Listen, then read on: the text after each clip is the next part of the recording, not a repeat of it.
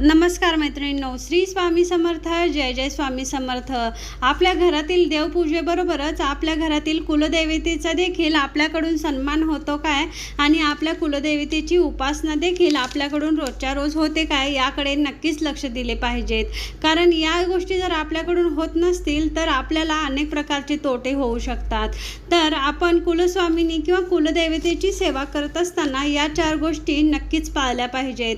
तर त्या 4 गोष्टी कोणत्या, तर त्या 4 गोष्टी जाणून घेण्याआधी तुम्ही माझ्या चॅनलला सबस्क्राईब करा, व्हिडिओला लाईक अँड शेअर करा. कुलदैवता हा शब्द कुल आणि दैवता या 2 शब्दांनी मिळून बनलेला आहे. कुळांची दैवता म्हणजेच कुलदैवता. आपण ज्या देवतेची उपासना करतो किंवा केल्यावर आपल्याला आध्यात्मिक उन्नतीत आरंभ होतो आणि ती दैवता म्हणजेच कुलदैवता. कुलदैवता ज्यावेळेस पुरुष देवता असते त्यावेळेस त्यांना कुलदैवत असे म्हणतात किंवा कुलस्वामी असे म्हणतात. आणि कुलदैवता ज्यावेळेस स्त्री स्वरूप असते त्यावेळेस तिला कुलदेवी किंवा कुलस्वामिनी असे म्हणतात. मैत्रिणींनो, ही आहे कुलदेवतेची प्राथमिक माहिती.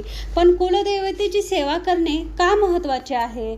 जर कुलदेवता ही आपल्या कुळाचे रक्षण करता असते, म्हणून कुटुंबामध्ये किंवा आपल्या कुळामध्ये सर्व सुरळीत चालावं यासाठी कुलदेवतेची उपासना करणं हे अतिशय आवश्यक असतं. मुलांचे शिक्षण, लग्न, आजारपण, इतर काही आर्थिक प्रॉब्लेम असतील तर किंवा आपल्याला ते सतत जाणवत असतील तर बऱ्याच वेळा आपल्याकडून ही चूक होते की आपल्या कुलदेवतेची किंवा कुलस्वामीची उपासना आपल्याकडून व्यवस्थित होत नाही. हीच कारण असतात की आपली आर्थिक प्रगती खुंटते आणि आपल्या प्रत्येक कामात अडथळा देखील निर्माण होतो. त्यासाठीच आपल्याला आपल्या कुलदेवतेची उपासना किंवा सेवा करणं गरजेचं आहे. आपल्या कुळाची आई, आपल्या कुळाचा देव आपलं आणि आपल्या कुळाचं पावलोपावली म्हणजेच नेहमीच रक्षण करत असतात आणि म्हणूनच त्यांची सेवा आणि उपासना होणं आपल्याकडून आवश्यक आहे. आता आपण पाहायचं आहे की त्यांची सेवा आणि उपासना कशी करावी. फार काही नाही, आपल्याला जमल अशाच 4 गोष्टी आहेत आणि त्या 4 गोष्टी आपल्याला करणं अतिशय बंधनकारक असतं.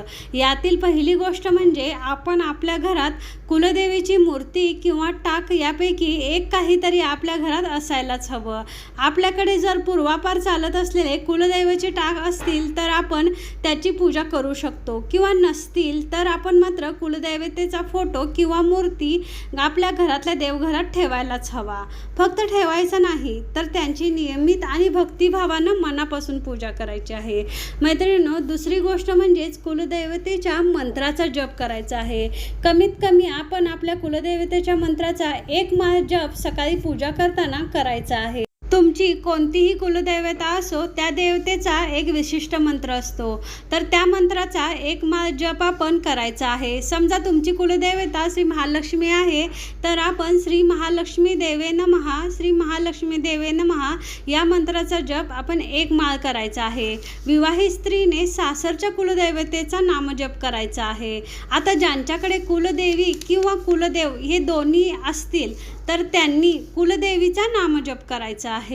आता काहींच्या बाबतीत असं घडतं की त्यांना कुलदैवताच माहीत नसते, तर ते म्हणतात की आता आम्ही कोणता जप करायचा, तर त्यांनी श्री कुलदैवताय नमः, श्री कुलदैवताय नमः असा नामजप करायचा आहे.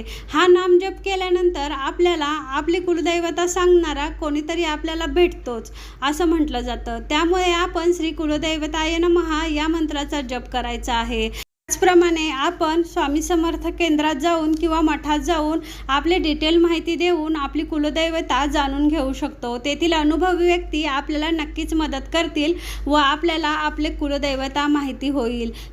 श्री कुलदैवताय नमः हा जप देवाच्या तारक तत्वाशी संबंधित असल्याने कुलदैवता हा शब्द उच्चार करत असताना दे या शब्दाचा उच्चार थोडासा लांबवावा. यामुळे देवतेचे तारक तत्व जागृत होऊन त्या तत्वाचा आपल्याला लाभ होतो. आता तिसरी गोष्ट म्हणजे कुलदेवतेची आपण त्या कुलदेवतेच्या वारी उपवास करायचा आहे. खास करून विवाहित महिलांनी उपवास करायचा. हा उपवास संपूर्ण कुटुंबाला लाभदायक ठरतो. जर तुम्हाला वार माहिती नसेल तर मंगळवार हा देवीचा वार आहे. तुम्ही या दिवशी उपवास करू शकता आणि कुलदेवतेचा वार रविवार देखील आहे, तर या दिवशी दिवशी देखील तुम्ही उपवास करू शकता. आणि चौथी गोष्ट म्हणजे वर्षातून एकदा तरी आपण आपल्या कुलस्वामीचं दर्शन घ्यावं. कुलस्वामिनीला जर आपण गेलो तर तिची ओटी भर. आपण आपल्या आध्यात्मिक उन्नतीसाठी ज्या देवतेची उपासना आवश्यक असते त्या कुळातच भगवंत आपल्याला जन्माला घालतो आणि त्याच देवतेला कुळाची कुलदैवता असे म्हणतात. आध्यात्मिकदृष्ट्या जर आपण कुलदेवतेची उपासना केल्यास तर नक्कीच आपला आध्यात्मिक विकास होतो आणि कुलदेवतेची उपासना केल्याने आपल्या घरात नेहमीच सुखशांती नांदते. कुलदेवतेची उपासना केल्यास आपल्यामध्ये शारीरिक, मानसिक, आर्थिक, व्यावहारिक बदल घडून येतात आणि आपली त्यात नक्कीच उन्नती होते. आपल्या आयुष्यातील संकटे दूर होतात. याचे उत्तम उदाहरण म्हणजे आपले शिवाजी महाराज. तुळजापूर येथील भवानी माता ही शिवाजी महाराजांची कुलदैवता होती. तिची मनभावे उपासना करून तिच्या कृपेने त्यांनी हिंदवी स्वराज्याची स्थापना केली. तर अशा प्रकारे मैत्रिणींनो, आपणही आपल्या आयुष्यात बदल घडवून आणू शकतो. आपण आपल्या कुलस्वामिनी आणि कुलदैवतेची सेवा करून आपल्या आयुष्यात नक्कीच बदल घडतील. झालेली सेवा श्री स्वामी समर्थ महाराजांच्या चरणी रुजू. श्री स्वामी समर्थ.